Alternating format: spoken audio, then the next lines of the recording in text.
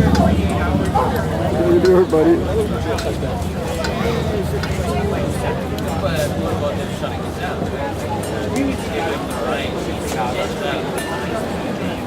might not be a law, but does that get more right?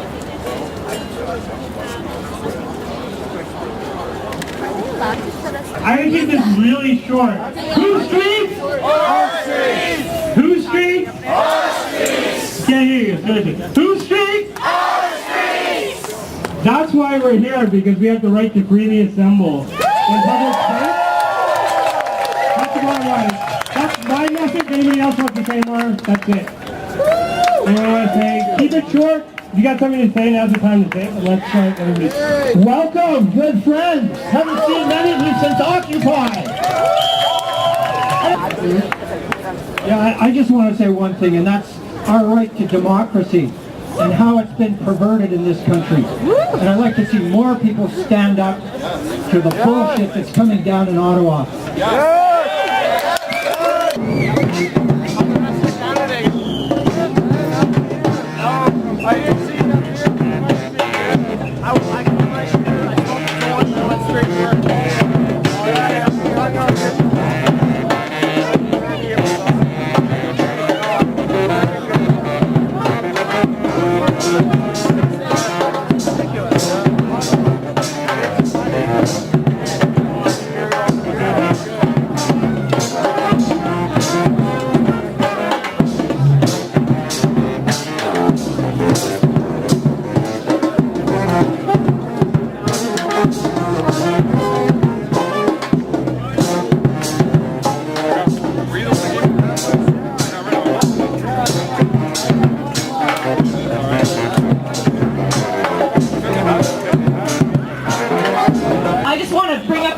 Sergeant Ken Athens at our first casserole demo where there was arrests that were made came up to me and told me that he had just returned from Montreal.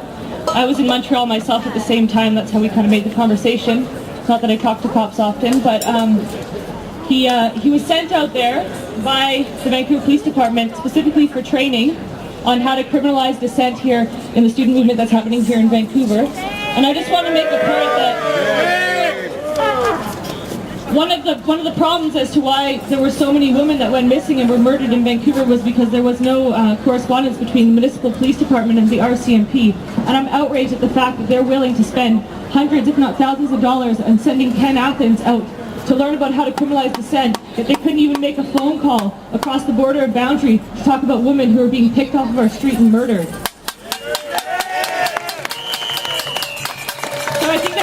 Keep in mind when we're marching in the streets, and also that it's not just the criminalization of dissent and like the police brutality and the rest that we've seen here in Vancouver. It's a microcosm of a much larger issue. People, Gregory Williams brought up at the press conference, the downtown east side is occupied by a police presence 24/7, you know, and people are subjected to police brutality all the time, and they don't have jail solidarity and support. They don't have that privilege. I had my drums smashed 3 weeks ago by VPD. I can't even get more dog food because I had to buy another drum. Why? Because they say I can't be poor in the drive. But the drive is only for rich.